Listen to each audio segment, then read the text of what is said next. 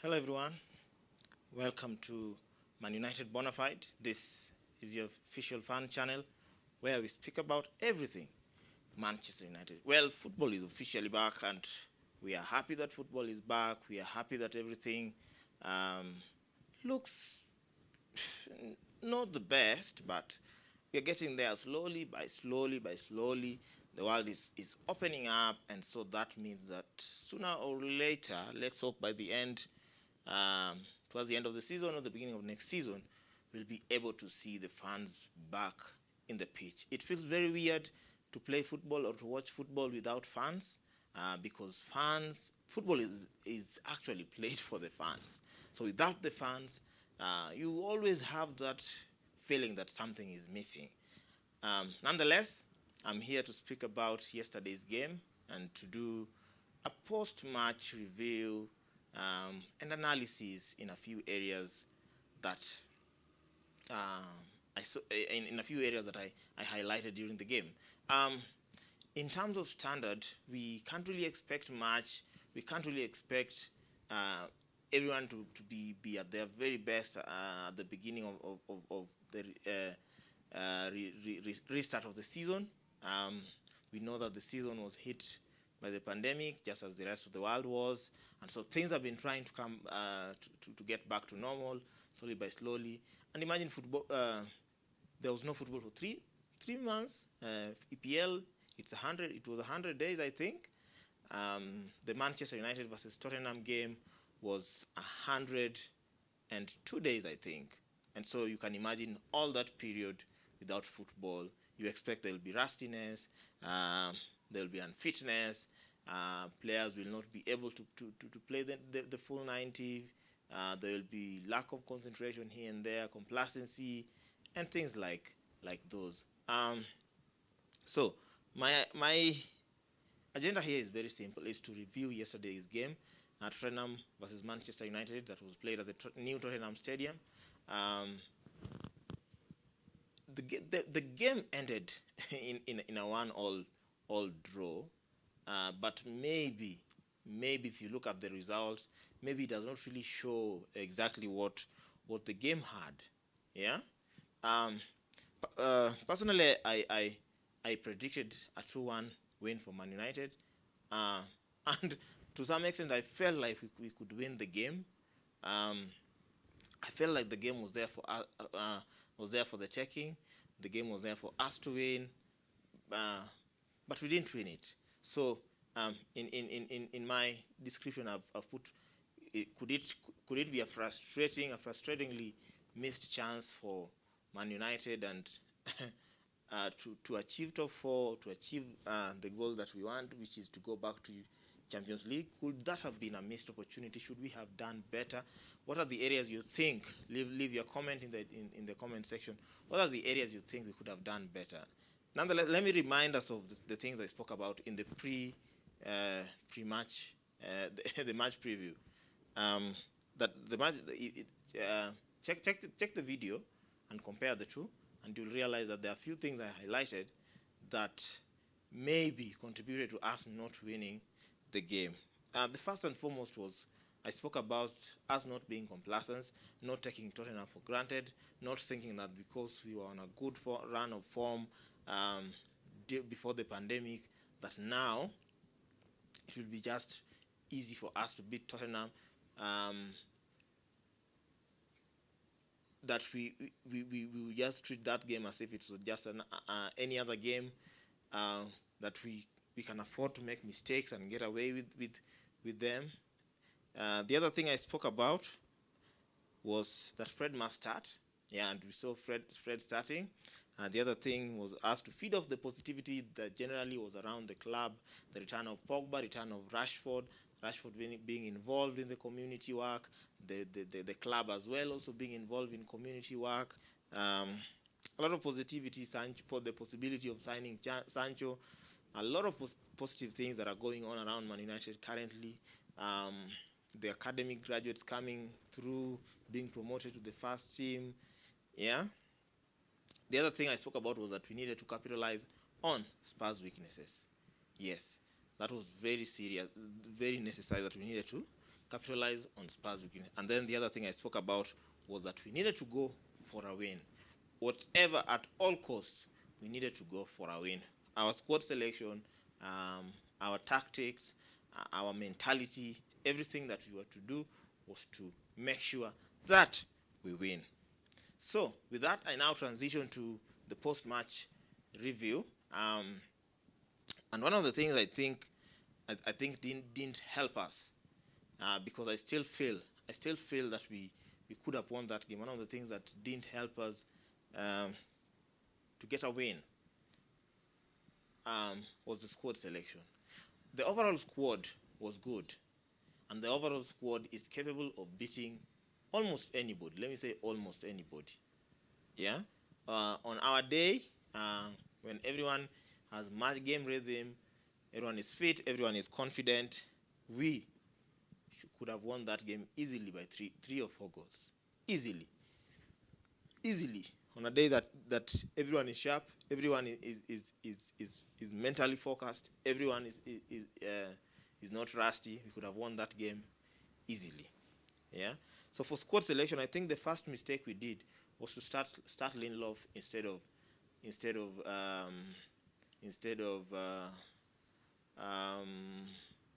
of Eric Bailly.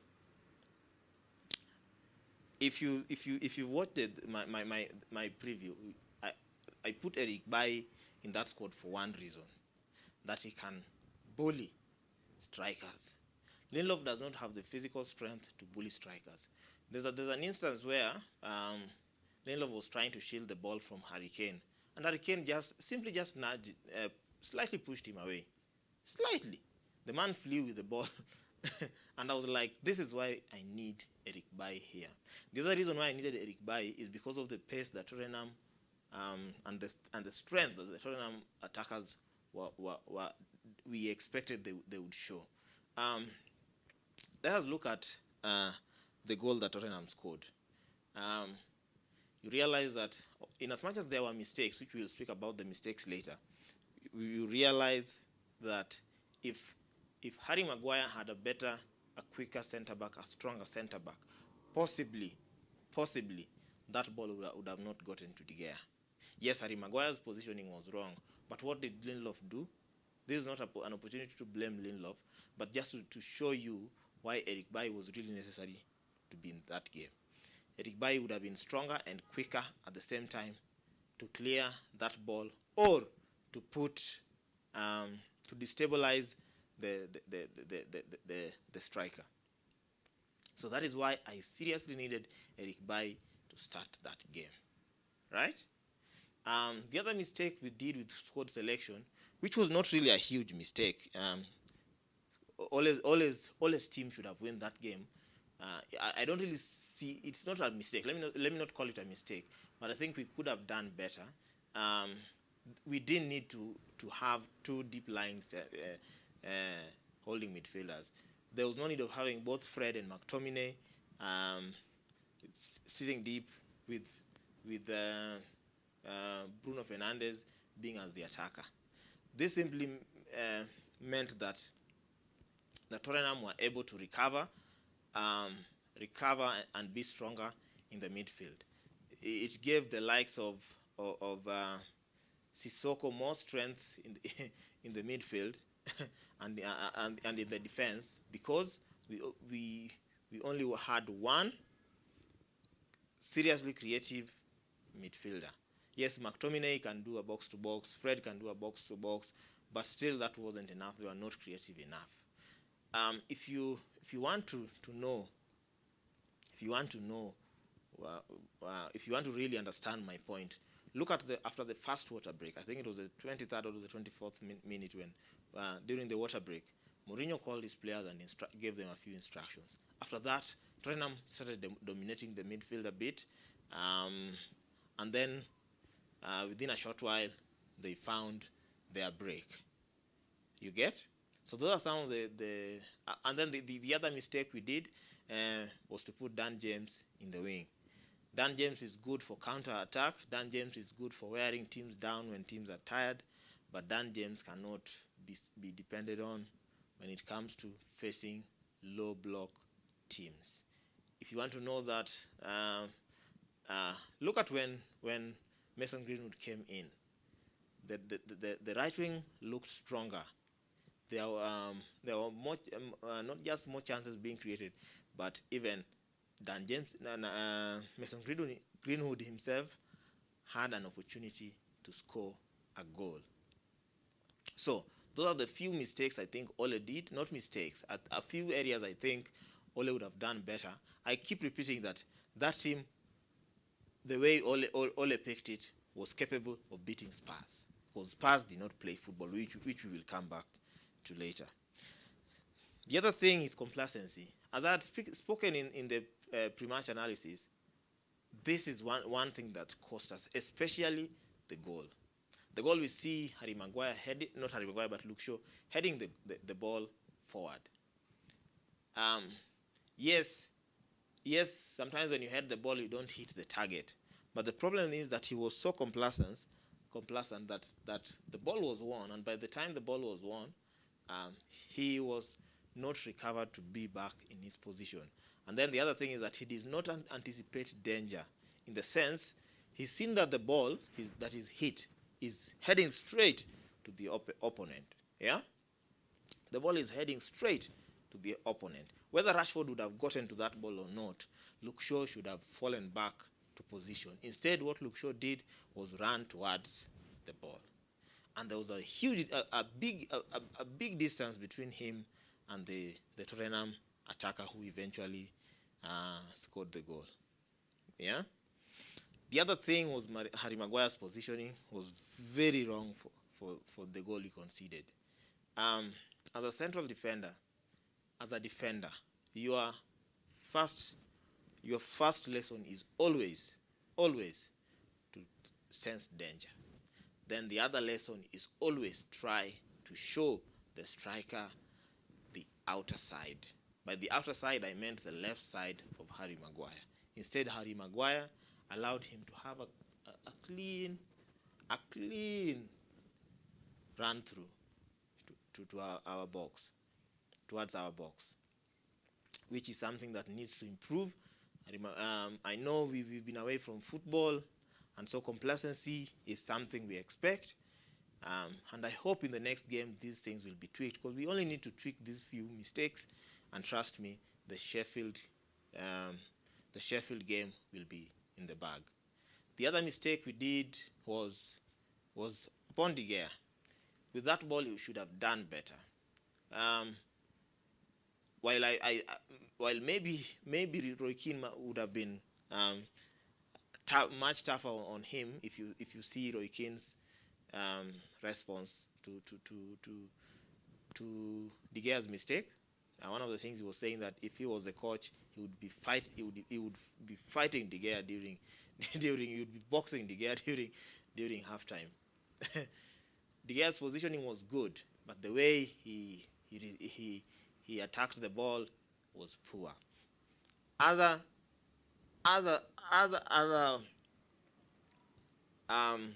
goalkeeper, one of the first rule is always you try to put your body behind the ball. I know it was a low ball, so even if you're diving, you put your body behind the ball, so that even if the ball hits your hand and flies, it still hits your body.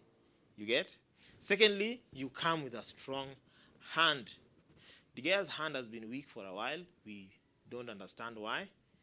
We don't understand why he keeps doing this very costly mistake, because that mistake was costly to us. In a game we should have won. We drew with Everton because of keeper error. We drew with I think, was it Aston Villa? I think so. We lost to Aston Villa actually because of keeper error. We drew with Sheffield because of keeper error, and these errors are becoming too much. I think it's time Ole started thinking of giving De Gea more competition. I think it's time. De Gea needs more competition in that position. He needs to even be benched sometimes, so that he knows that when he comes in, he needs to give his 100%. Yeah, we'll be speaking about Den Henderson, who is our keeper on loan at Sheffield United, but all that is just matter of talk. He's a good keeper, and I think someday he will be our number one. I hope he becomes our number one someday, because there's no point of us having these discussions over and over. If someone has too many mistakes, we see Phil Jones doing too many mistakes in matches, and what is our response? That Phil Jones needs to be sold. And so anyone that keeps doing mistakes, especially in big games and important games, needs to be given at least competition, at least be benched, so that they learn that this is serious business. Rustiness, as my third point. We saw in that match that players were out of rhythm a bit. We saw that players could not keep the rhythm of the game. Players could not keep up with every time they tried upping the tempo, they would still fall back into this comfortable state. So it took away a lot from that game. The likes of Rashford, you remember that there was a ball that there was a world-class ball that Pogba gave Rashford in the second half. If that was a sharper Rashford, that would have been a goal. As a matter of fact, that should have been a goal. We saw Mason Greenwood in the dying minutes having a chance. We know that Mason Greenwood does not miss the target. With such balls, he never misses the target. We saw Fred's fast touches being suspect. Our passing was a bit suspect. They were slightly a second late, or a few centimeters far from the player. And so those are balls that I call, the reason why I call them suspect balls, but because they are balls that can encourage, that can lead to injuries. Because if it's slightly late, it gives the opponent an opportunity to catch up with you. Yeah, we almost saw Bruno getting injured. I think it was in the first half, I think, because of such balls. Yeah, but we need to improve generally in that area. It is an area that we need to work on during the week, because we are meeting Sheffield United. I think, is it on Sunday or on Monday? We are playing with Sheffield sometime next week, I think. I'm not sure of the day. So regarding rustiness, we also see even the keeper was a bit rusty for the goal. Maguire was rusty for the goal. Luke Shaw was very rusty, didn't even know how to position himself. He was terrible at positioning, especially in the first half. So because they knew that they couldn't beat Wan-Bissaka, most of the balls were being brought towards Luke Shaw, because the balls would go, they would run on the left wing, and then change the direction of the play towards Luke Shaw's direction. And most of the time, you'd find that Luke Shaw was out of position. Those are the issues that come when players are rusty, when players have not been in rhythm, when players have not played competitive football. We see it even in during when the season starts and people are from pre-season. Teams that had a longer pre-season always seem to be rustier than teams that had a shorter pre-season. Why? Because when you have a shorter pre-season, it means probably you're in the Champions League, probably your players had gone to play the international matches, so that when you come back, you only continue with the rhythm. But when you have a 3-month break, for people like Rashford, maybe it's 5 or 6 months, I think. People like Hurricane, coming to Hurricane, I'll come to Hurricane later. Being so off rhythm that you don't even understand, that not really understand, but even putting away the simple things that you expect Rashford to put away was becoming an issue. McTominay looked good, but we know he can do better. Wan-Bissaka had not much to do. Yeah, in the second half they tried beating him, but he was Spider-Man as always and kept us going. The other thing was Mourinho's tactics. Watching Man United versus Spurs game, I realized one thing, that I am glad that it didn't work between Man United and Mourinho. Personally, from the beginning, I didn't want Mourinho to come to Man United. Why? because I knew that his football philosophy had no Man United DNA in it. Man United DNA is to attack, fast-paced football, fast transition football. We don't put low blocks. I know Ole sometimes approaches, especially the big games, with a back five. But even if you analyze the last game we played against City, you realize that we of course the City had more possession, but there was actually I think the possession was 50-50, which is a rare thing to find when you're playing with City. So it means Ole is learning this and bringing back the DNA of Man United, where we dominate play, we just don't dominate the ball. As I was speaking about Mourinho's tactics, you realize that Mourinho had two deep-lying holding midfielders. With Lamela as number 10. Jason Fernandez came in later. Harry Kane as a striker. Son Mignon, and then the guy that scored the goal on the right wing. Then he had a low block. He played a slow football. He was willing to sit back and absorb the pressure and hit us on the counter, which was, for one or two moments there, it looked like it was working, and you'd applaud Mourinho for that. But unfortunately for that is that football has grown, football has moved, football is faster, football is a lot of dominance, a lot of not just dominating the ball but dominating the play. You get? So for the smaller teams, if they play low block, you understand, because they may not have the creative players in their teams. But for a team of the level of Spurs, you would expect them to do better. So I don't know. I hope it works for Mourinho, because sometimes this works. But I think football has grown so much. So much that we can no longer approach football that way. Yeah. I'm telling you that Mourinho tactics, in as much as it denied us the win, and this was not the draw was not wholly on his tactics.